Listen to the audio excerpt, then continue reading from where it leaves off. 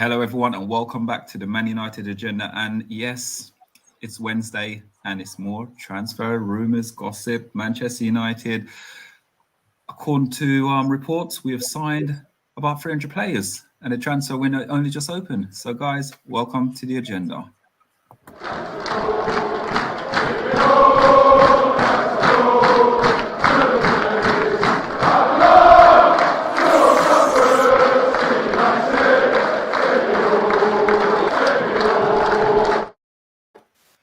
Hello, everyone, and welcome back to the Man United Agenda. And as always, you know how it goes, guys. It is Wednesday, and I'm surprised I'm actually on tonight. Normally, I'm not here on a Wednesday. As always, we're joined by OMONDI. How are we doing, sir? How are you doing? Just shocked by what he said. You're going to wind up a lot of people by saying the window's just open. We've signed 300 players. You know, that's what we would love to see. But obviously, we know it's not the case. There's a drought out there at the moment, and people are getting frustrated. You can feel the tension building with all the fans. They're ready to cuss and call out the Glazers again and all kinds of things. But yeah, hopefully we'll get to the bottom of this during the show. And welcome to Des. And for those of you guys who, Des is making his debut on the Man United Agenda, and he's actually a Nottingham Forest fan. He'll be talking all things, Henderson and James Garner. I keep saying Gardner. You know what it is? It's just a tongue twist, a tongue tie, innit? I keep saying Gardner, but it's James Garner. I've got that right today. So how you doing, Des? Welcome to the channel. I'm good, thank you. Thanks for having me. Just pleased to be on a Premier League podcast. You know, it's been so long since Forest have been involved in these. I'm just pleased to be here and talking about potentially big signings for Forest. Yeah, and you know what? The Henderson one I want to get through with you because I think that would be a fantastic if you can sign him, to be honest with you, whether or not it's going to be a loan deal or a permanent deal. I think the rumor is it's loan for the first season with an option to buy, but I think the option to buy is going to be about 20 million or something like that. But we'll get into that anyway. I would like a bit more money for him, to be honest with you. In the current climate, he's still a top keeper, but Monday rates him highly, so I don't rate him as highly as a Monday. But yeah, so guys, welcome to the channel. There's 19 in the chat. If you're new to the channel, please hit that like, share, and subscribe button. We are on the road to 2K subscriber. And if you didn't know about becoming a member, I'm sure Amanda will tell you about getting 2 pieces of chicken and chips for $2.99 on Monday. Yeah, that is right. If you want to become a member, pay £2.99, which is cheap, as Errol said. You get 2 pieces of chicken and chips or something from the local boss man. But yeah, you can become a member and you can come on shows like this, or sorry, the Friday night takeaway. That's for sure. That's a guarantee. And also with the live watch-alongs, you can come on at halftime and vent your rage or your joy, depending on how that goes. Unless we're playing Nottingham Forest. It'll be joyful, possibly. I don't know, but I'm really excited. You know what it is? I'm really excited Des here as well, because Des is representing Forest. It's been a long time. How many years has it been, Des, since you've been in the Premiership? 23 years. 23 long years. A quarter century. And this is a great club. And we were talking before the show, weren't we? When you were saying how close you actually live to the ground. And just want to give a little summary about what it means to you, Nottingham Forest. Oh, it means everything, and you've probably seen in the media the excitement that this season generated. I think it's just as much relief as anything, you know, being in this area. It is a football city. It's been over a generation now since we've been considered as a top team, and now to get the recognition we have, we've had a taste of it with the FA Cup run, beating 2 Premiership teams and coming up just short against Liverpool. So we've had a taste of the big games again, and it's caused so much sort of excitement, anticipation. You know, we think we can take it a little bit by storm. You know, I'm not saying we're going to do anything too out there, but we think we can hold our own. So we just can't wait. The fixtures, of course, are out tomorrow, so it's a pivotal moment in building up to the new season. Yeah, and you know what, Nottingham Forest, I've got to say it's nice having you guys back into the Premier League, especially with James Garner helping you guys get in there as well. I'm sort of, you know, proud moment for him and his family as well. He was voted, I think it was the last season or season before, he was voted like not young, I can't remember what he was voted, but it's something Old Trafford, basically due to performance. He was obviously at Watford as well on loan as well. So, you know, but it's an exciting time for you guys. And if anything, to go by what Dean Henderson, especially what Dean Henderson done. So you had Garner, who basically came up and did well with you guys in the championship. Now Dean Henderson probably take the reign and did exactly what he did when he was at Sheffield United and put in those performances for you guys. You guys will stay up as well. So that is a win-win situation. Very positive for you guys. And Nottingham Forest is not my second favourite team before everyone gets started with me, because OMONDI is normally second best team for everyone. So hold on a minute. Now, is that your expert opinion that if they get Dean Henderson, they would stay up? I mean, I think so. We think we got worries about bringing players in. I think Forest have got a lot of worries. They've had players on loan, like Henderson. They had Spence on loan as well from Middlesbrough. I don't know what their budget's like, but they really need to make some moves in the market quite soon, because if I'm really concerned about how they're going to set up. They do need to sign some players, and it's about the quality of players you can get in. Are they going to raid the championship? Are they going to go to Scandinavia? Are they going to go to deepest, darkest Africa and pick up some gems from there? Who knows? But they do need to fix up very soon, because as we're experiencing in Man United, the window is now open, and we need to make deals and get these people on pre-season and get them familiar with the club and the system of play.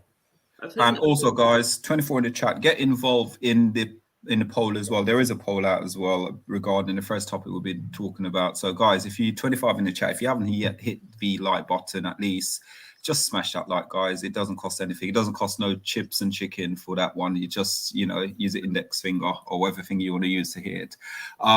So before we go and talk about Forest, before we go into the Dean Henderson situation, what we are going to do on Monday, we're going to go out and we're going to start talking about another signing at Manchester United. Apparently, a bid's been made for Vit. Is it Vit? How do we say it? Let's call him Vinny. Let's call him Vinny. Or Vinita. Yeah, Vinny. Let's call him Vinny. Just for V. Des, have you guys? Can you pronounce it, Des? Go on, see if Des can do it. Vitinha. There you go. That's the one. Vitinha. So, guys, rumor is there is a substantial bid was placed for this player and it was rejected. The guys at Porto have come out and it's almost like making a big deal regarding it, to say that it is someone from the Premier League. So before I go into it, OMONDI is going to read a quote out. So this is all you need to know today on Wednesday about Vitinha. We spoke about him yesterday briefly, but there's some more things going on at the club. So club president of Porto admits an offer has been rejected, admit Man United interest in the player. Man United are in the market for at least one midfielder this summer, and the latest to be paired with a move to Old Trafford is Vitinha. Vitinha, the Porto midfielder. Speculation surrounding a move to Old Trafford has gained momentum in the last couple of days, and Porto's club president has now fueled rumours by admitting that an offer has been rejected for the player. There was a concrete offer, he says, of considerable value for Vitinha that we did not accept. We referred them to the minimum fee release clause, which is the only way to take our player. Pinto da Costa said. Sorry. Yeah. So an offer's been made. Doesn't say where it's come from, but it doesn't meet the minimum fee release clause. So he's a wanted player after a great first season, playing the majority of games for Porto. And they also won the league, didn't they? Yeah, they did, yeah. And I think there was a stats. I think, if I'm right to say, from where he played in midfield, he's like quite a lot of shots he's had against goals. So he's very sort of like one of those players who's a risk taker, who tries his luck from sort of quite deep as well, which I think for Man United, we haven't seen that for ages, have we, really? Well, look, let's put it this way. I've been looking at him for the last few days now. He was on my radar before that, but I didn't really study him too much. Man United scout on Monday. Yeah, didn't really study him too much because I'd never considered that he would be someone on our radar, someone we'd be picking out, because he's only just starting his career, really. Obviously, he's come through the ranks at Porto. He's played his first full season at Porto properly. He's played the majority of games. He's been a key player in their championship winning side. And obviously, we noticed that a couple of seasons ago, he was on loan at Wolves, and Wolves had an offer to purchase him full-time after the loan, but they refused. He didn't seem to work out for him. I like him. He's a bit like Gundogan. That sort of frame, that sort of stature, but very skillful. He plays playing in the midfield. He's possession player, retains the ball. You can't rush him. He just cut you in half, and just he can move with the ball. This is why I think Frenkie de Jong, they were saying the other day, is he a replacement for Frenkie de Jong or is he a partner for him? I think he's both, because he can actually pick up the ball from deep, and if he has to dribble to beat a man, he can do that as well. He's very comfortable. He's sort of guy who waits for you to make you move and then chop you in half and then attack this kind of spaces like that. Very small of stature, a bit like Martinho from Wolves, that sort of thing, but technically sound. And I like the look of him. Just the only question mark for me would be why Wolves didn't want him. Maybe they didn't see a player in him, or maybe he has developed in a year and a half, which he clearly has, playing in the Portuguese league and playing in Champions League as well. So I like him. I think it's good to see someone different come on the market, someone different to talk about, rather than Frenkie de Jong and all these other players that we seem to continuously talk about day after day after day. It gets a bit boring. So I advise everyone to check him out what you can. What I did late last night, I went and watched the full 90 minutes of Porto against Benfica in the league this season. And I was half asleep, but I was just trying to take it all in. I think that's the best way. When you get all these highlights showing a thing, it doesn't really give you to truly identify what the player is really about, because obviously it's showing the best highlights. You want to see both things. You want to see a whole game to sort of get an understanding what his role's like. So I did try and do my homework. I was up late last night. You can see by the bags on my eyes, but it's worth it, because if I can come on the show and give you a proper analysis of what I think would be a decent signing, and for 35 million, I think it's for 22-year-old, and the player's just got into the Portuguese national side. He's only going to get better, I think. So why not go in for him now? And I think it's great to identify a player who can do everything maybe Frenkie de Jong does, and give us that ball retention as well that we desire under a sort of Ajax-style manager that we have. Now, Des, I'm going to come to you. You're not a United fan, but have you known anything about this player, heard of this player, or? I know a little bit. I've done a bit of research as well, read up on him, and I remember him sort of being around the Wolves squad, despite the fact Forest have not been in the Premier League. I watch a lot of football, keep up with what's going on. And I think the point was made there. I think it was a good point that since the Wolves days, there's probably been a lot of improvement. He's still young enough to improve rapidly. And I'd imagine the fact he's got into the Portugal squad and he's getting around there, it looks like he's going to the World Cup. That improvement's definitely been there over the last season or so. And it seems like the right age for United to be going for someone. The description you gave there about the way he sort of comes from deep and shoots and a bit of a flair player, technically very good. I think United have lacked that a little bit. Of course, Fernandes is technical, but beyond that, I think that sort of tricky little midfield player who can do something. Mata was probably the last, and he's got a little bit too old and his legs have gone. So I think there's potential, and of course you guys at the top of the table, 35 million. You said there doesn't seem too much, but those are frightening to us at the moment. But yeah, I think there's some potential in that guy, and it'd be someone worth watching from the outside as well if he does make that move to Man United.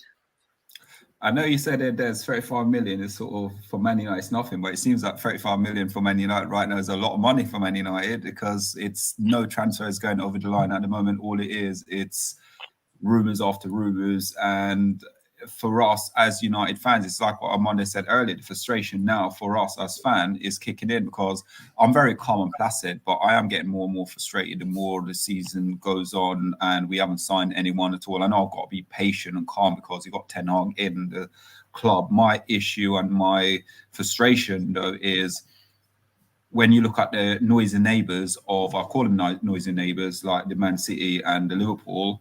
Basically, they already done all their sort of transfer signing already. Then you got Tottenham now, who's sneaking in and making all these signings. Where Manchester United, we're not sure. And also with this bringing Vinny in, as what OMONDI call him, again, this is only speculation whether or not there's a club bid for him. But is it a case of Porto wants to sell and trying to put him on the market by making those sort of statements? So we've got to look at both sides of it and thinking, where is this coming from? Because they're not naming clubs which is coming in, doing it. So that's my frustration with it. No, there's a number of key factors here. I think, as Des was saying earlier, it's important. He's the first player. He's starting in the Portuguese national side now from his form last season. So that shows you this is a player who's going to come on a major radar now. Whereas other clubs might have overlooked him prior to this. Now he's going to be a mainstay. He might be playing in the World Cup. He's going to be a feature. He's going to be showtime for him. It's going to be a player cam on him all over the world. So why not go in for him now while he's just coming up? You know, we've missed out on Ruben Neves when he was at Porto at 18 years old. Everyone knew he was a good player. Do you see what I'm saying? There's so many good players that come through, and we sort of miss out on them. We wait till they go to a medium-sized club, and then we spend big money on them. 35 million is not too bad. I think everything he ticks all the boxes in that respect. People are begging us to go through the comments. So do you mind? Oh, go on. Yeah. Guys, yeah. 23 in the chat, please hit that like. And if you're new to the channel, hit that subscribe button. Big up Richard Herbert. I'm going to be as quick as I can because this is a request from Bath Time with Vaughan. Obviously, he wants to watch Love Island. Come on, I don't want to go and watch it. And he makes a really funny comment about Love Island earlier. Good parallel with what we're doing here today at football. So Richard Herbert in the house. How you doing? O'Connor's in the house. Bill Baggio. What does Bill Baggio say? What language is that? That's Buonasera. I don't know. Italian maybe. Tropical OMONDI says, Bath Time, how you doing? Rebels in the house said, good evening, panel. This lad from Porto is what Ten Hag wants. Pay the release clause and get on with it. Cast your votes, guys. Yeah, there's a poll going on at the moment. Everyone's saying good evening. Mr. B's in the house. HG Gamer says, effing Glazers are killing the club. They don't know what they're doing. Bill Badger saying, hey, that guy from Porto. Yeah, we just discussed him now. What would the Forest fan prefer, De Gea or Henderson? We come back to remember that, Des. You got to answer that one. Box is saying we need to start the show to start at 9 o'clock to go head to head with Love Island. Then we find out the men from the boys here. Bath Time saying no, we need to start at 8 o'clock so he can just piss off and watch Love Island later with his missus. Bill Badger saying haven't a clue who this player is. Man like Des, that's your boy. Whose man's is this? Dora on tour. Dora. Big up, man. Big up. Dora on tour was on our the Friday night takeaway, I believe. Yes, he was. None saying, yeah, I look sharp, thank you. Richard Herbert saying the season Forest were last in the Prem. We smashed them 8-1. Ollie came on the bench, scored 4 goals, 1999. Sorry, Des, had to chuck that one in, unfortunately. Bath Time saying, even if the game fans knows he's not for the future, he's going to turn into one of them players we never replace. I want to get onto the Vinny quotes here. So Vaughan, I'm very dissatisfied. Henderson has not been given a chance. De Gea's shot stopping is declining a lot. That's from Box. All right, I'm going to go to let's get into this. So Olakunle saying, good evening, chaps. Omondi, of course, Forest have worries. They've just come up, mate. You comparing them to United. You get some backup there, Des. Bath Time saying, I'm hoping that's what's going on. No players are moving 3 months before World Cup, and we'll get some big moves in January. Here, Ole Kunle says, it's not United who made the bid. It was Arsenal who made the bid below the buyout clause for Vinny. KG Gamer said, Van der Beek will get more game time for sure, since no one has come in. Ten Hag was worked with him before. Bill Badger, funny, says, so he's a one-season wonder. Talk about the Porto kid. F it, let's get him in. Emma saying Bath Time with Vaughan. I honestly think that's the reason, because some of the players are not scared of a project, but they're moving right before the World Cup. Mr. B is saying so player got a buyout clause and United offer less. It's going to be a long transfer window. Can I say something too quickly on Monday? Yeah, go on. You're going to have him on the show, so you need to read his comment out. I've read Karma Connor saying big up both teams. Welcome back to the big league. Olakunle says, Omondi, wetting myself, you porcupine. Omondi, you looked at him in the last 72 hours as he's been linked with United. You haven't looked at him before that. Why do United fans do that? He can read minds, apparently, says Olakunle. You asked my dog. I was up here. Let me get my dog. I was up here in the morning. You know, ain't that right, Wolfie? Ain't that right? Yeah, there you go. So the box is saying, I don't think we'll be able to offload anyone. We'll be stuck with a bloated squad. Dutch Christ is saying more like Neves and Tillemans, maybe. Hello to Matatata. Barthelme saying, from what I've read, the Wolves squad were surprised that Vinny didn't get a chance, and he was pulled home fairly quickly, apparently. So there you go. So that's all we've got so far. Have you seen Emma K in the building? Yeah, I've reread that, Emma. There's another one for Emma saying, I think it's fine to wait until we buy someone, till we they have proven themselves, but we should be bleeding in the youth at the same time, so we can get chance of, so they can get chance of their own. Right. So, what's this one? Dawn Tour saying, "Yo lads, we are not in the Forest. Got not knots. Get them, Des." Yeah, he's supporting Des today. And Robbie Newman. Sorry, that's a definite no. Not Nottingham Forest, and it's got one R in as well. It's got one R in. Robbie Newman as well. How you doing, Robbie? He says, "Guys, you deserve more followers. One of the best on YouTube." Thank you very much. Thank you, sir. Thank you. So, guys, 31 in the chat. If you're new to the channel, just hit the subscribe button. If you're not new to the channel, 31 in the chat. Just make sure you give us a like, guys. The more like you give us, then the higher we'll go in the Google search. Amanda, another comment for you coming in. Love Island. Don't let's Amanda, keep away from Love Island, please. Mr. Lucas saying we're completely welcome to the channel. City and Liverpool strengthening, and we're too busy trying to persuade cheap options to make Arnold and what's his name look good. Who's the other guy, the director of football? Murtagh, sorry. Murtagh. Look good. Yeah, big up, Luca. Vincent saying there's only one video, laughing out loud, and I hope it still gets done. We need to do it fast. I'm sick of being a donkey transfer. Sick of it being a donkey transfer market. Right, and Matthew saying, big up, Matthew. How you doing, man?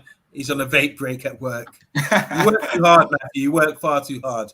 Yeah. So just for me, overall, with the Vinny guy, I did have a look at him. I do like him. He's sort of technical kind of player that we would like in our side. All this thing about having an enforcer and all that kind of thing. Let's keep the ball. He's someone who can certainly do that, and he's someone with a ceiling to climb. So I'm quite happy with him as an option. And it's out of the blue, but I think all of us, on even the people watching as well, should go and check him out and watch the 90 minutes. Yeah, there's another comment for you on Monday. Kyle Collins said, does it concern you that tomorrow could end the De Jong deal? We had comments. We'll just read out quickly now because we're going to do it any other business. But obviously, a lot of you might have heard the comments from Frenkie de Jong. He was in front of the Barcelona press and he was asked about it. And I think maybe it's the Dutch press, sorry. And he's basically said he played for Barcelona. So he said, I'm at the best club already. I'm at the biggest club already in Barcelona. He doesn't want to upset his fans, does he? So sometimes we can't just read things like that. You have to read between the lines. A lot of these comments that are said. He's not going to bury himself and say, oh yeah, I definitely want to move to Man United. He's at Barcelona. He's going to say Barcelona are the best club at this time. Even if he knows behind the scenes, there could be moves made. They're trying to edge him out of the club, possibly. But we're hearing varying reports day in, day out. So I think on the Man United agenda, we're going to give that a break for now. Let Frenkie decide. Because I know Frenkie keeps getting to watch our show and he's feeling the pressure from us talking about him all the time. So Frenkie, we're going to give you a break for a few days, but sort it out, son. Sort it out. Right. Next subject. Big up Eddie as well in the chat. Half time in the chat as well. Right. On Monday, we are going to go on to the guy I call how do I pronounce his name? Gardner. But it's obviously James Garner. It's basically going to be a crunch time for him. We're going to read a little bit of statement from what the situation is at the moment. So let's take this off. Oh, yes, go on. Well, this one's all for Des. I can't wait to hear from what Des has had to say about this because he's the expert really on James Garner. James Garner, the player, not the actor. So Manchester United's youngster James Garner has admitted he has not had time to think about where he will be playing football next season. The 21-year-old who played a huge role in helping Nottingham Forest achieve promotion back to the Premier League via the playoffs during his loan spell at the City Ground. 90 Minutes understands that Steve Cooper's side, he's the manager of Nottingham Forest, would like to take him on loan again during their first campaign back in the top flight in 23 years, as Des said earlier. And they have first refusal should United sanction another exit. This is from James Garner. He said, I've not spoken to Ten Hag yet. That's our new manager. From the playoff final, I've gone straight to being with England. So I've had no rest and no breakers yet, he said. It's been football, and more football. I've not spoken to anyone at the club yet. It's time for a rest now. I'm not too sure what the future holds. Des the expert at Nottingham Forest. The next two topics, sir, is going to be all on you. So obviously he's been on loan with you guys. 40, was it altogether? Was it 20 appearance or 21 appearance this season for you guys? He's had more than that. More than that. I think he's played more than that. To be honest, he's played most of. Oh, sorry, 44 games altogether with the Cups. With the Cups, he's played as well. Scored 4 goals, assists 8 as well.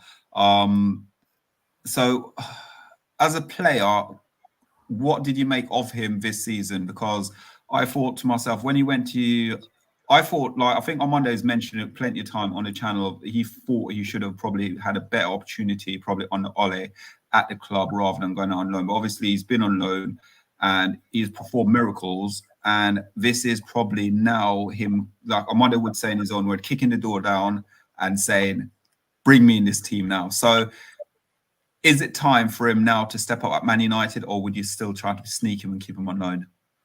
Well, I think the reason that Garner probably feels he's in a position to sort of demand some answers is because of his performances this season, because he's performed well. Probably looking in at a Man United team underperforming.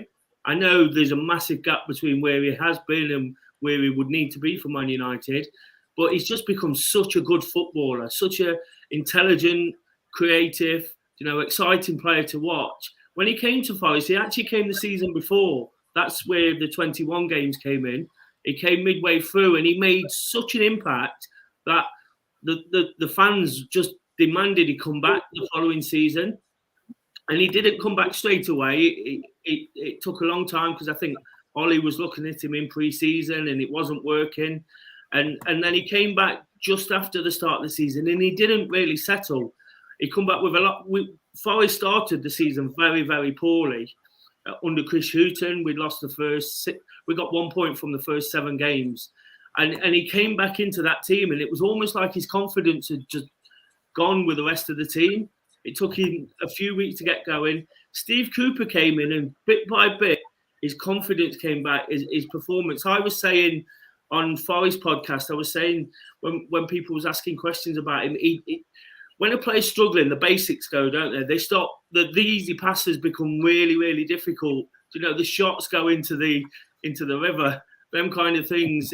And all those basics had gone. But bit by bit, when Cooper came in, who's renowned for working with young English players, he was in the under-20s, under-17s with 17 World Cup, yeah. With Garner. And bit by bit, his performances started improving. And then within... just before Christmas, he almost exploded then. His place wasn't guaranteed when Cooper came in. He was in and out of the team. And then Cooper worked with him and all of a sudden he's involved in almost every goal, whether he's scoring it himself or creating. He's in and around every set piece. He's making that killer pass, which then creates the assist for the goal. And again, at championship level, that was really exciting to see. One interesting sort of facet to his game was the fact that he started as a genuine midfielder, but at times he played almost like a number 10, almost like a false number 10 at times, if that's even a thing.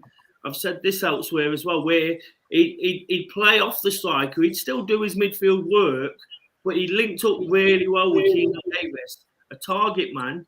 He really sort of... there was games where those two was almost on the same page. Keenan Davis is not prolific, so when he had James Garner behind him who could hit a decent shot or get into a position in the penalty area as a number 10, probably what he couldn't do as a genuine midfielder, I thought that was his best position. I thought that's where he looked absolutely incredible. He looked a cut above anything else we'd got in the team. And we've got some really exciting young players. Brennan Johnson, Jed Spence, those type of players. But Garner was the consistent sort of 8, 9 out of 10 of that every single week. And there was one game in particular I watched. We played Blackpool and Forest won that game 4-1. Brennan Johnson scored a hat-trick, who's got all the plaudits, got all the rave reviews.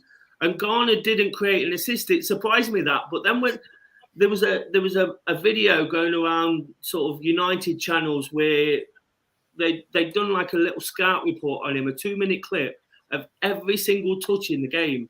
And as a Forest fan, and we talk about man of the match, we won 4-1. Nobody mentioned Garner, but once you'd watch this clip, every single touch was like important.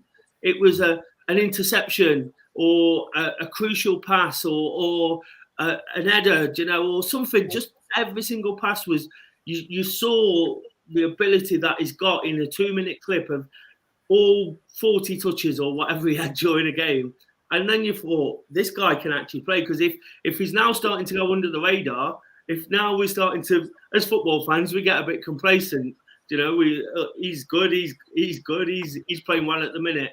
But he just almost finished the season out like that.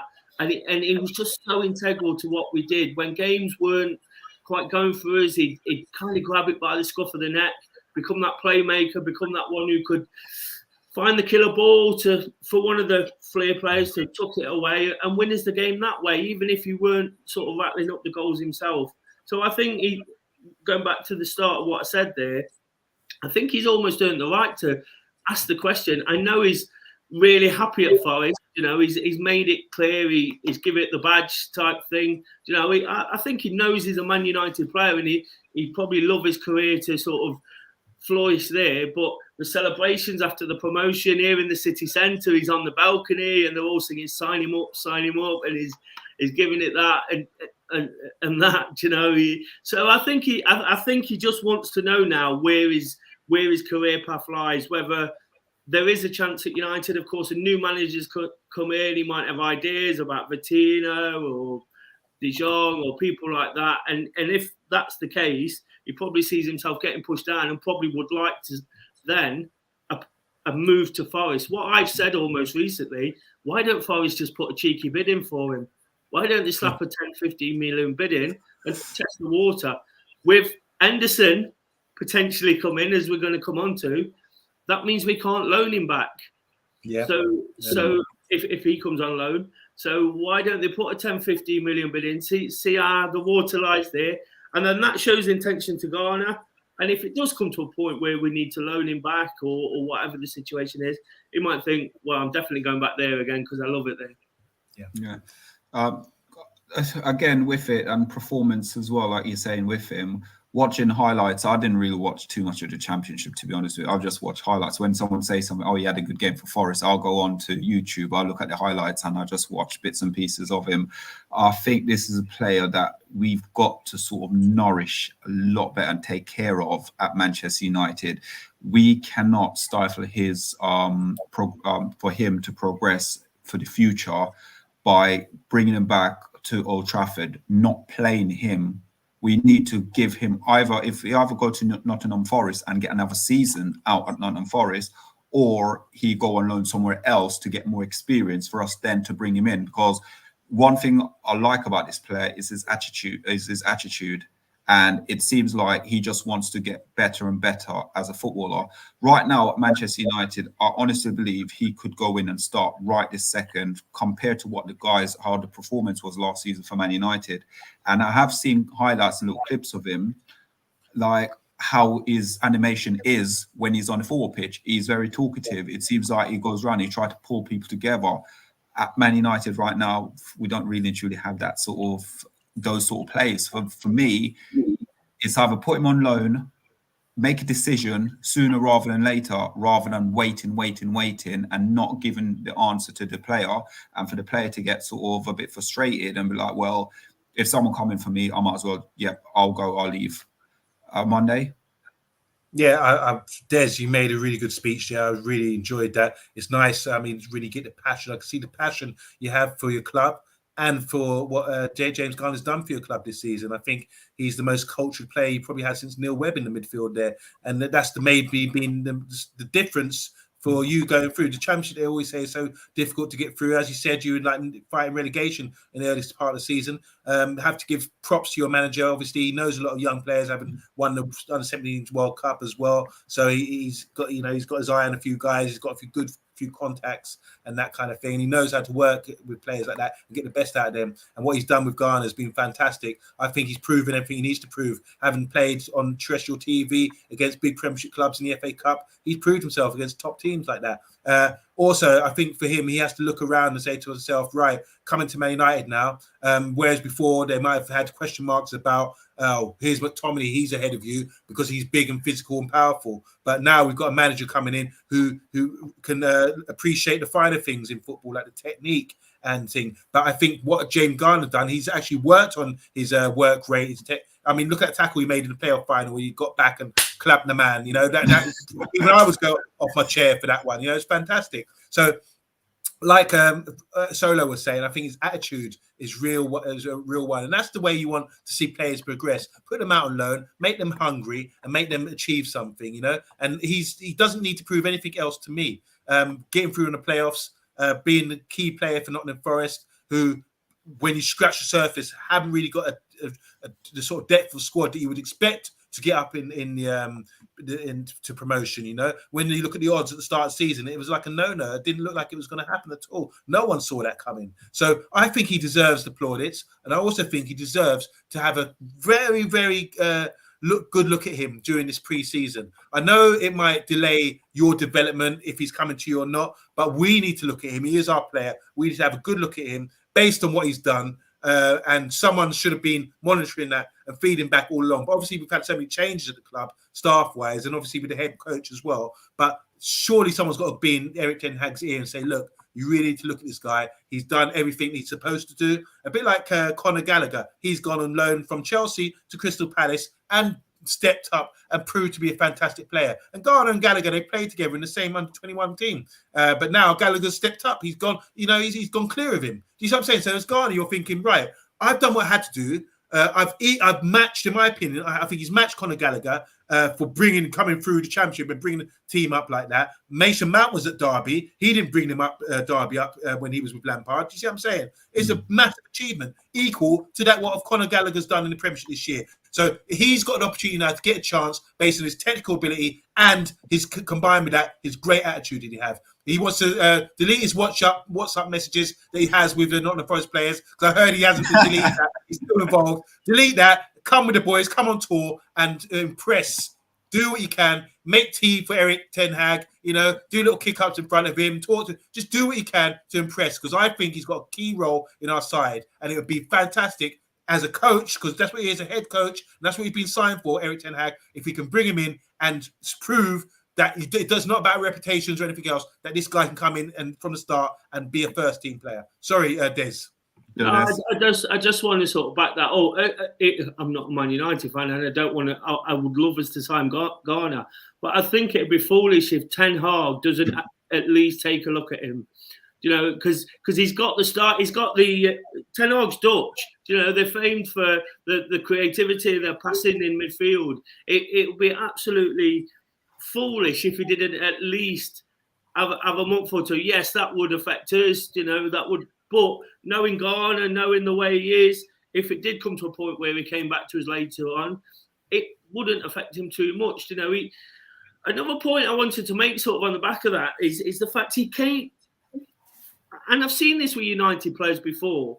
Jesse Lingard and West Ham, they're obviously Man United players. They're obviously ingrained in your club. You know, this is what they grow up believing in, and it's sort of bred into them. But when they go, they're so professional when they go elsewhere.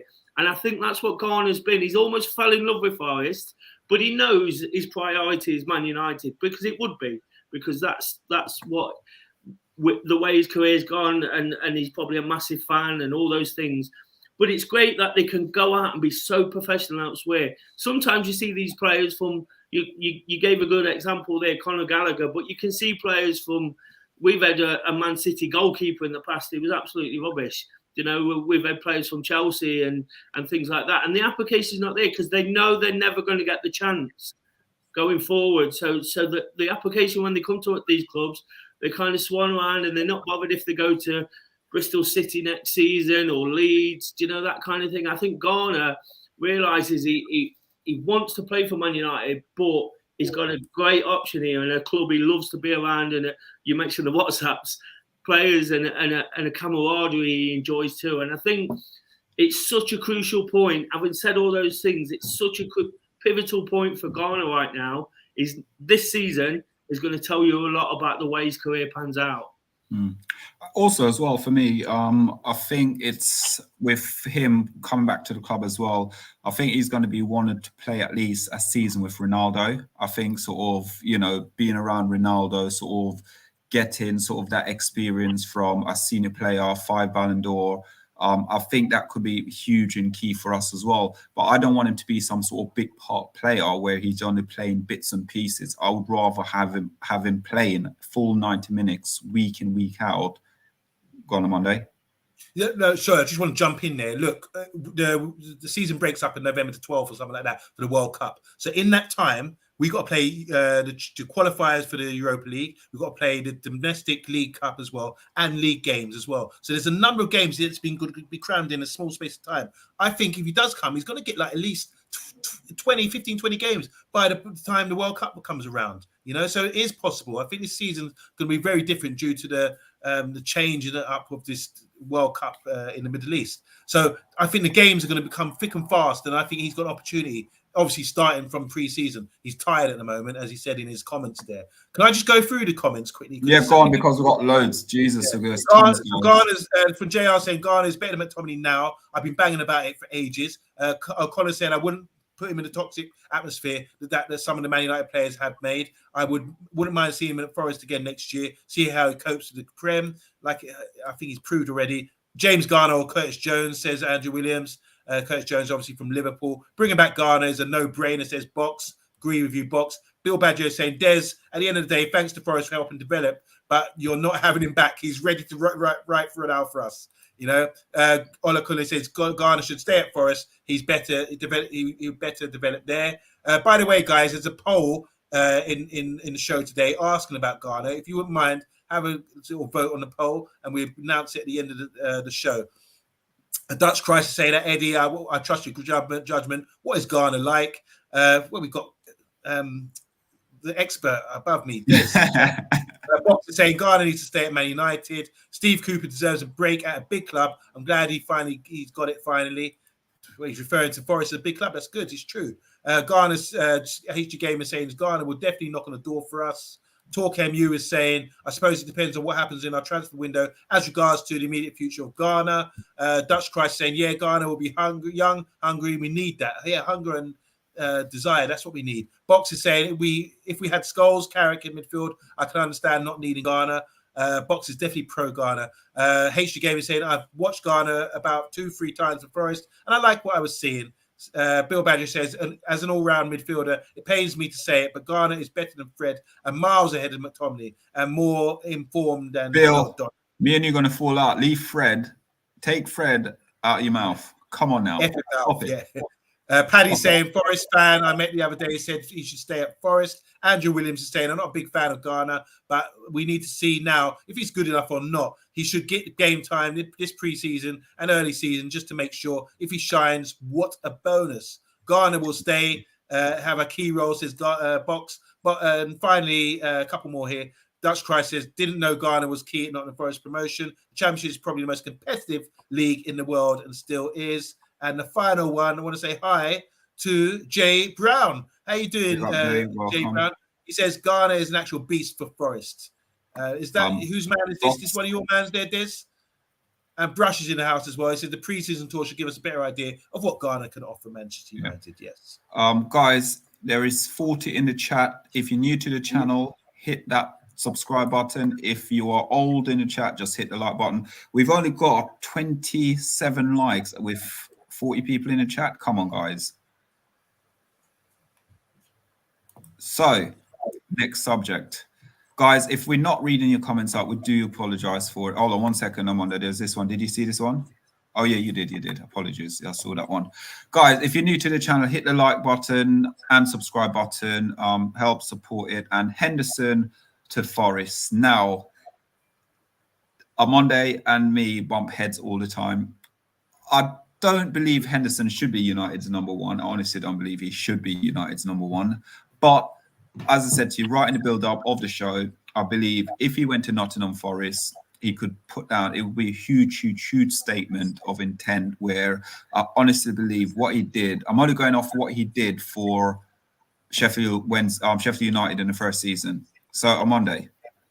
All right, here we go with Dean Henderson. He said Dean Henderson is close to signing for Nottingham Forest. A credible source, journalist Fabrizio Romano has confirmed. The transfer guru earlier tweeted, Nottingham Forest have opened talks with Manchester United to sign Dean Henderson on loan with an option to buy for around £20 million. Man United negotiation ongoing. Nottingham Forest want Henderson, and it's now a possibility also considered by the player. Talks are on. Oh, wow. So let's go, Des. With Henderson, obviously, it's going to be initial loan with the potential to sign him. And the money that's floating around at the moment is about £20 million for him with an option. Being a United fan, and it's paying me to say it, I'd rather us just go sell him for 30 million. Don't worry about no loan fee or anything like that. Sell him for the 30 million. And take the money. My problem is, what are we going to do with that 30 million? Because I know that's not going to go into the club. I know where that's going. So I know you said it earlier. So which one would you prefer?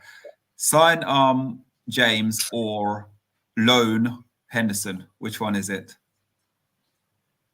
It's an interesting question because, first of all, there's a lot going on with the goalkeeper situation at Forest at the moment. One of our other star players was Bryce Samba, who played out of his skin to get us into the playoffs. So a goalkeeper didn't appear to be top of the list. We've all said that Bryce Samba we think he could hold his own, but there's some discontent there now, and it's caused a situation. There's been a bit of a fallout over a contract. So goalkeeper all of a sudden has become a massive priority. And I think it's important to mention that because I don't think we would have been in the market otherwise. So personally, I'd keep Bryce Samba and sign James Garner on those terms, if that's the choice you're giving me. But I do like Henderson. I've watched his career over the last couple of years. Been really interested to see how he went back to Man United, and of course initially he won the place, and then it's not quite worked out since. When he was at Sheffield United, in a team you'd imagine it'll be similar to Forest coming up in the sense that they've come out the Championship, they're going to be facing a lot of shots, on the back foot quite a lot. He performed exceptionally well, didn't he? His concentration levels were fantastic at Sheffield United. And I think sometimes what happens when these keepers get in at the big clubs is that's the problem. It's concentration, isn't it? And I think De Gea is suffering himself at the moment. When I seem to see him in a Man United shirt these days, he'll make an absolute worldie, as he always has done. But over the last 6 to 12 months, he seemed to make a clanger as well. And it seems to be that you notice that more and more. Henderson for 20 million, it's those crazy numbers now. We're in the Premier League. It seems a lot of money. But last week we were being linked with Nick Pope for 40 million. So Henderson for 20 million, depending on how he plays this season, it seems like a bit of a no-brainer to me. Somebody who's performed, like I say, in this type of team coming out of the Championship, not quite sure of his personality. That's the only one thing. Is he a shouter or that kind of thing? But with the defence we've got, I think he could do a real good job. I'm just really surprised that it's such a key role for Forest to look at so soon into the transfer window. It's all because of this transfer issue and the likelihood that we're selling Bryce Samba back to a French club, that we're even thinking about it. But as ever, I guess these teams going into the Premier League need to start from the back. You need to have a good guy between the sticks. We feel pretty confident with our defenders. It might need touching up here and there, but once that's in place, then we might be looking at other positions around the field. But I'd definitely take him on what I've seen, particularly from what he did at Sheffield United. OMONDI, I know you're one of the ones who actually want him to take that number one spot, Man United as well. I think, to be honest with you, looking at his distribution to players, the way I think almost like Ten Hag set his teams up as well, I think he probably would be the best fit for Manchester United to be number one. But I don't have faith and confidence within him about his ability in shot stopping. I know you said about shot stopping and stuff like that. Crossing the ball, he does command his box a little bit with that. But there's just aspects of his game. He's 25, 26 years old. And if you're not number one now for Manchester United, I don't think you're going to be number one. Amonde's rolling his eyes. Yeah. Go on, Amonde. Just say it. I don't rate Henderson. I don't. You need to mute your mic right now. What have I just heard you say, Errol? I mean, come on. What evidence do you have to say that he's not doesn't fit these criteria to be a number one at Manchester United? He was number one at Manchester United. I watched him when De Gea went away. I watched him. Yeah, and what's the evidence? We came second this season. I've got about 3 or 4 evidence where basically the ball got... If there's 3 or 4, you shouldn't be able to name one right now. Liverpool. What, the goal against Salah, where he let Salah score? Yeah. All right, that's one. But what are we talking? What's the score in that game? We lost 4-5-1 in that game. We lost, we did get better in. Yeah. All right. I admit maybe that was a bit, he left him a lot of space to score. I do agree that might be an error. But what else? What are the other things there? You're scratching your head. I'm not scratching my head. Listen, you caught me off guard, but I know what I'm talking about. All right. So you're saying, for me, I disagree totally. I do think Henderson, he was given an opportunity for a reason. He was given a new contract for a reason. He's a more modern day goalkeeper than David De Gea. When you look at being a goalkeeper, you need 5 or 6 attributes: command of area, distribution, vocally, positioning, catching, shot stopping. There's a number of things you need to have. And I think he's got more. He outscores De Gea in majority of them. People might say De Gea wins on the rushing out or not rushing out for the shot stopping. But I think he gets trumped by Dean Henderson in every other area. I think when he did play for Man United, that was a great thing by Solskjaer to give him that run of games. He was playing Premiership at one point, and poor De Gea got relegated to the Europa League. So that suggests a lot. I think, and I'm a bit surprised because with Dean Henderson, I thought he's more suited to being a goalkeeper for the new style of play that we're going to be having, where bringing the ball out from the back is crucial. And we've seen firsthand how De Gea cannot hit a pass 30, 40 yards or gets a bit shaky, doesn't want to come off his line, doesn't want to sweep, be a sweeper keeper where we're playing a higher line and come and sweep up behind things. As a goalkeeper, goalkeepers used to be massive guys who'd come out and clear, not clear out defenders. Look at Schumacher in 1982 against France. That's the sort of thing you need to have, that sort of presence. But De Gea, since he came to the Premier League at a young age, he was like a twig, and teams used to sort of camp around him, and he's got a bad reputation. He's never recovered from that. He needs to have bubble wrap all around him because he's very fragile. That's not what you want from a goalkeeper. So for me, Henderson should be number one, and I'm really disappointed that we're looking at shipping him out again. How is that for morale? What about the turnover? I mean, this is Spain's 4th best keeper. I mean, we're talking about Spain here. They get keepers ahead of him. 2 that are playing in the Premier: Brighton, Sanchez, and who's the other guy from Brentford as well? Raya, who used to play at Blackburn, and also the guy from Simone. Can I say something to you though? So for me, is it a case he doesn't get off the manager? That's the reason why he's not picked. That's the whole purpose behind it. Is that speculation or is that fact? Where's the speculation? Is he doesn't get off the manager? That's speculation from Spain. Like which over there? But still, he's not. I don't think he's good enough. No, but look at the howler he made in a couple of tournaments ago. The ball went right under him. I think it's Ronaldo's shot. I don't think De Gea is good enough. And Des is nodding. Des is agreeing with me. Des ain't agreeing with you. Des will take De Gea tomorrow. Des will take De Gea tomorrow. Anyway, I think we should keep him. Go on, Des. I just think he's declined massively. I used to be a massive fan of De Gea. I think he gets himself into awkward positions to save balls. It used to be quite quirky the way he'd save with his feet, and he just seems to tie himself up in knots a little bit. Again, I think it pulls down to a little bit of application, possibly what's going on around the team and things like that, and feeling like he's almost the number one because Henderson hasn't been given a real chance. He's been in. He did okay. And that's all he did, don't get me wrong. So I can understand why they put De Gea in, but I don't think he does enough to to keep that place now. And as he gets older, I think, and the concentration thing, that's probably the most important thing in all that.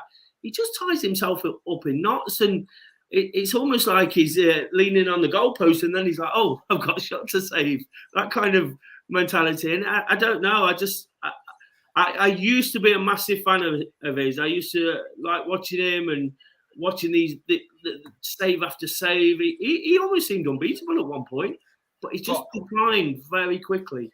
But with that, Des, though, do you think it's to do with the back line as well? Because you got to remember who you got playing in the back line as well. So that don't really bring you too much confidence, does it? So if you're not getting enough confidence from your back line as a goalkeeper, basically, then you think to yourself, listen, all of this responsibility is going to be down to me now. So he's got to then try to overperform. Overperforming, like losing concentration and things like that, that could be a massive benefactor as well. Now, if Man United go out and get sort of a new centre-back or so, and Ten Hag start playing in a certain way, how do you know he won't adapt to that sort of system? He can adapt. Anyone can adapt to anything whatsoever. So for me, I'll rate De Gea and I'll keep banging on. He's our best player, and give him the captain's armband next season. That's all I'm saying.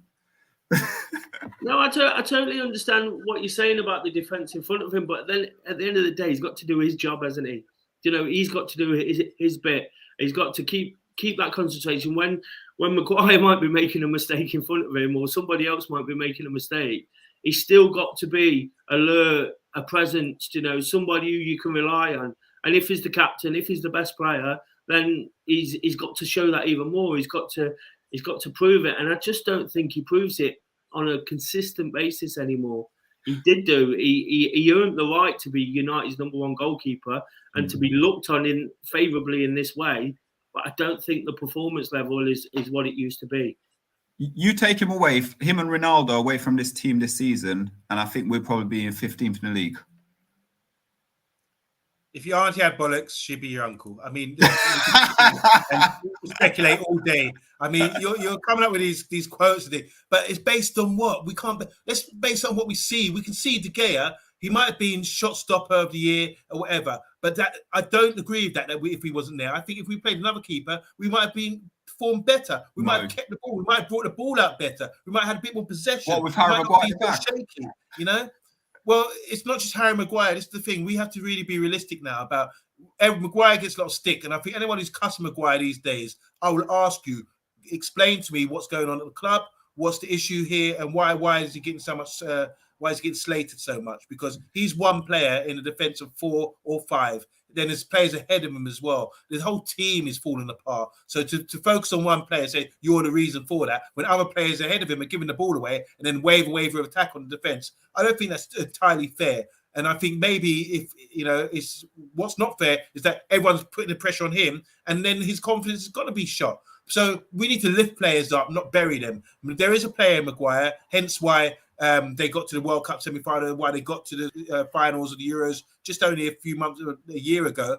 I think we just have to boost this guy up and get him back the confidence back, because he is going to be a player there next season. We're not selling him anytime soon. But there you go, Monday. You just answered my question. We can give Maguire a chance, but we don't give De Gea a chance. No, I'm saying with De Gea, he's on a lot of money. He's been there a long time, longer than Maguire. And I think we're coming to the stage now where I don't think he's good enough, because it's about bringing the ball out from the back. His distribution is not good enough. Like I said earlier, he doesn't command enough, doesn't come off his line. There's many factors there in the modern day game where goalkeepers, if you look at the Forest keeper, the black guy, he demonstrated a lot of attributes, a bit wacky, but verbal. You can see he's animated. Yeah, I just want to know. The keeper is the same as well. What's his name? Mendy. Mendy is the same as well. Yeah.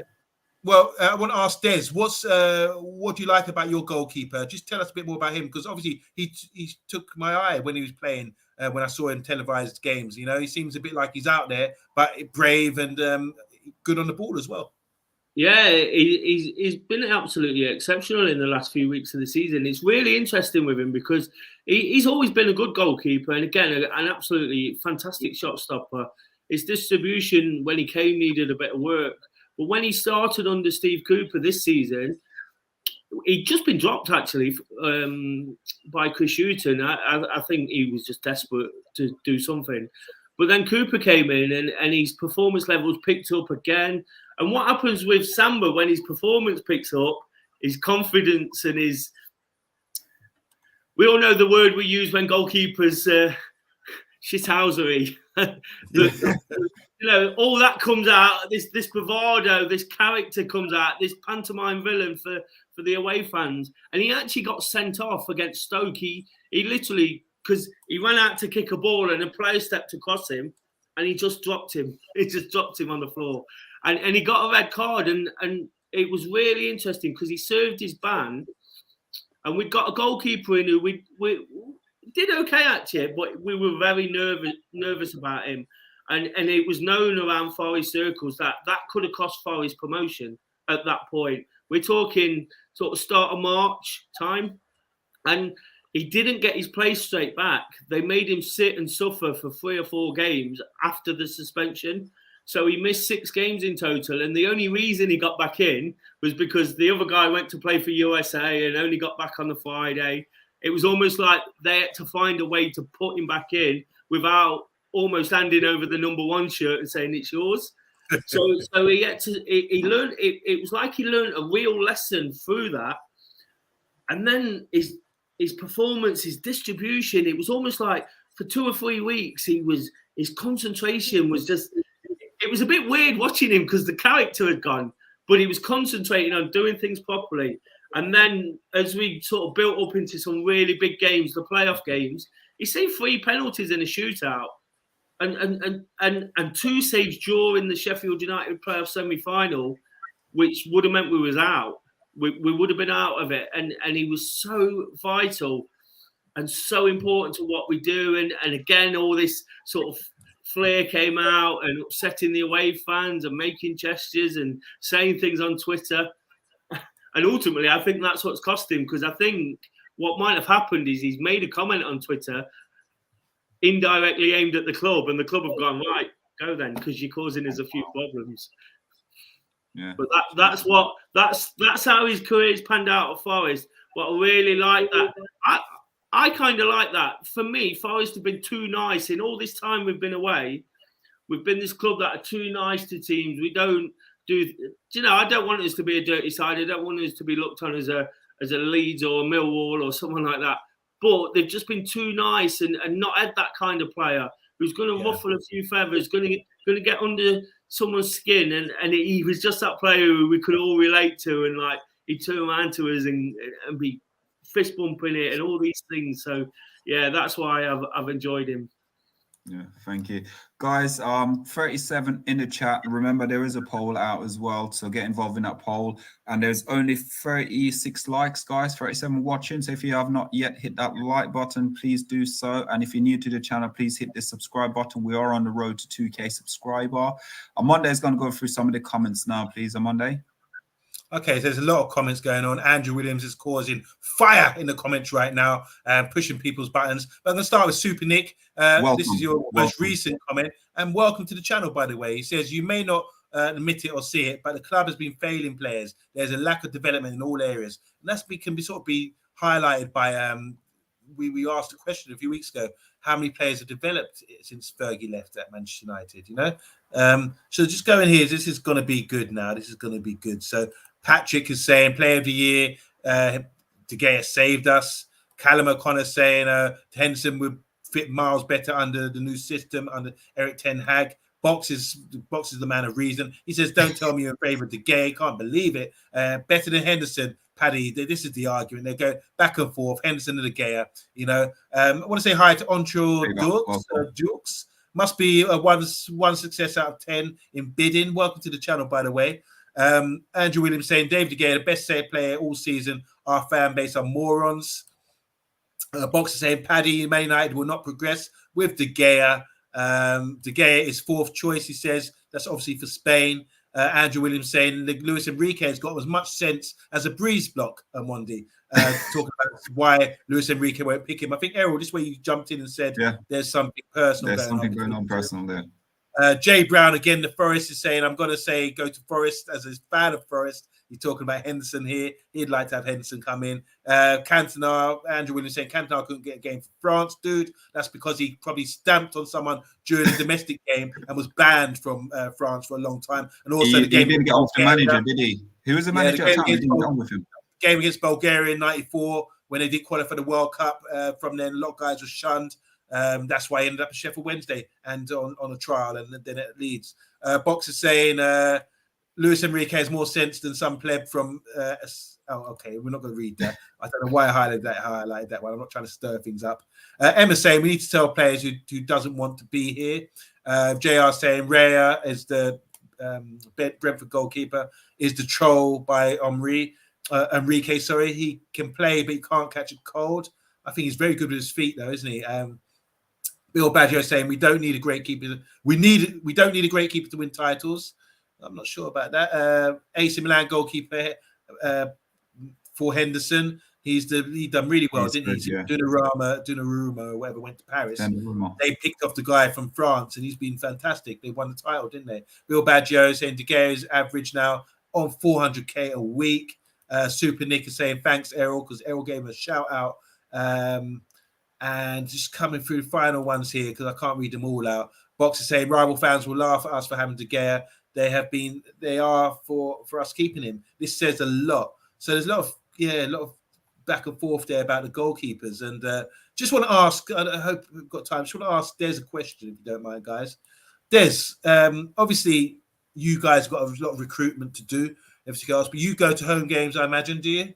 So you see a lot of championship football. Can you just name to me 3 players that maybe might not be known to sort of the general public in the championship, younger players under 22, 23, who sort of stood out for you? Because last year we saw what happened when Crystal Palace signed a player from Reading who stepped into the side and looked really promising.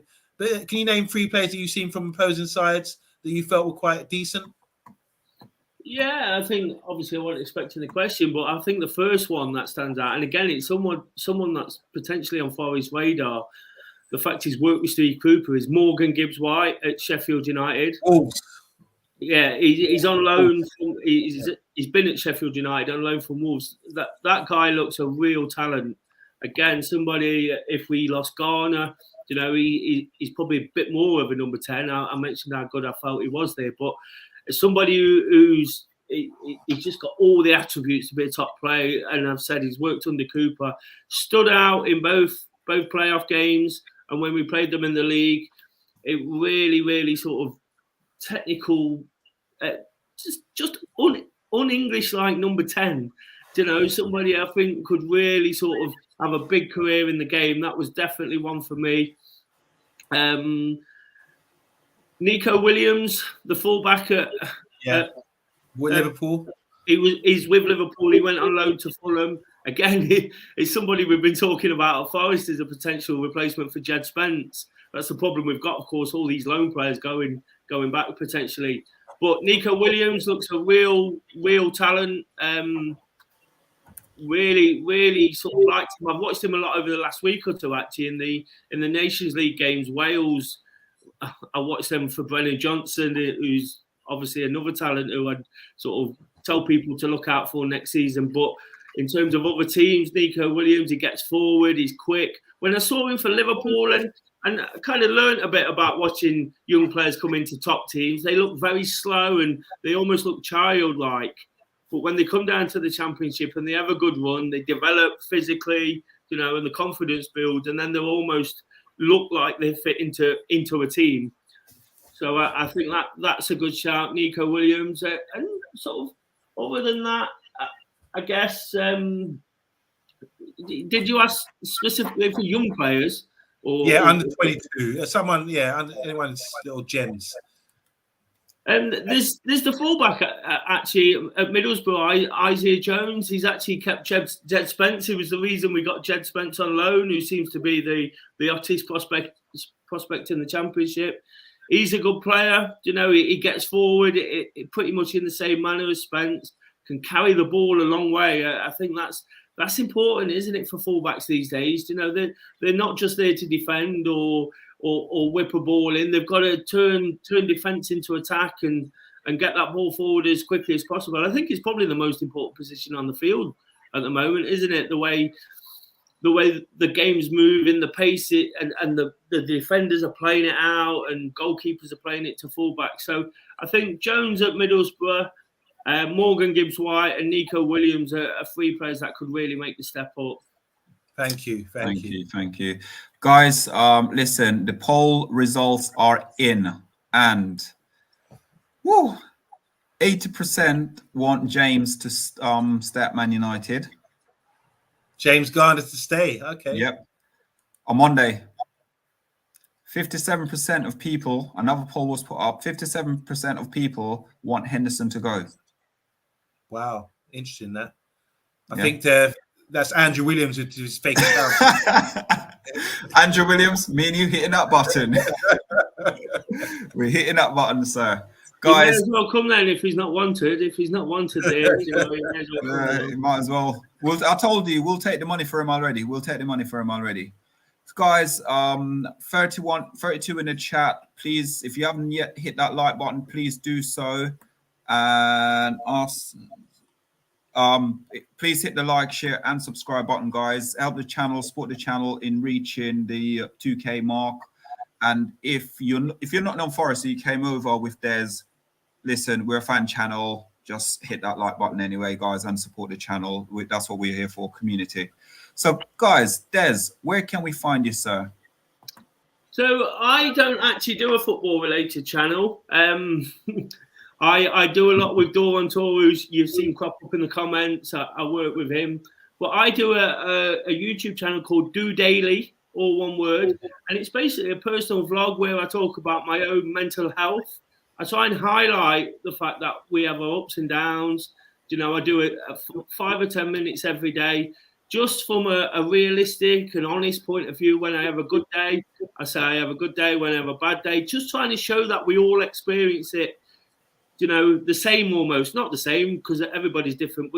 We all experience different things, and I encourage bits of well-being and activity.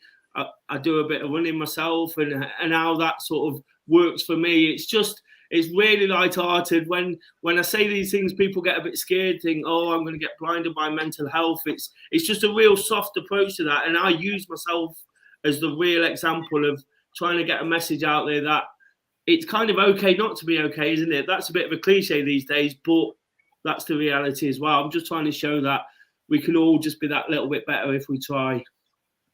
Thank you.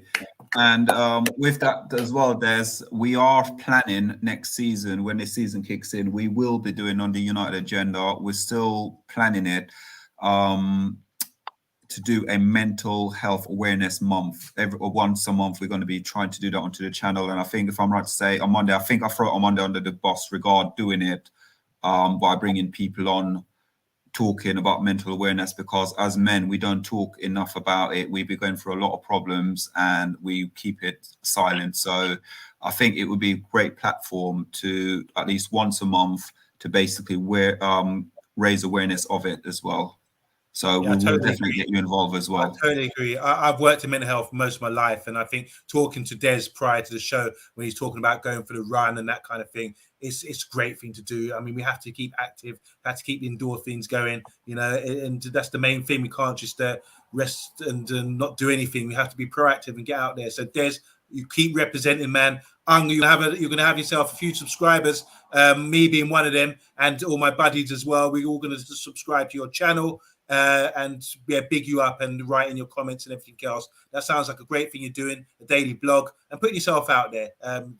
Because there is I don't know, there's a stigma about mental health. I mean, my thing I always say is that this world is messed up, and we're just victims of that. So get out there, guys, and do what Des does. And I think I might go for a run after the show as well, after I finish watching Love Island. Anyway.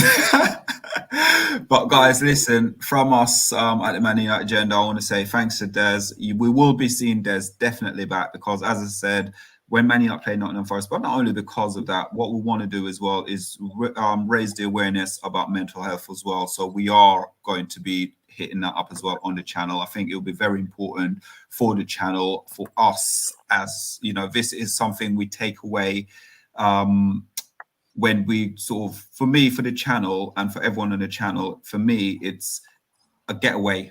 It's a getaway to sort of be able to talk about football rather than being real. That hour we're on live for is basically you forget all your problems. But rather than forgetting your problems, why not do something that basically will give something back as well? So guys, from us, big up. Thanks to everyone who's watched, like, and also share, subscribe to the channel, and massive thanks to Des as well for being on as well. So guys, from us, big up Des. We'll see you guys later on. Thank you for watching. Good night. Bye-bye.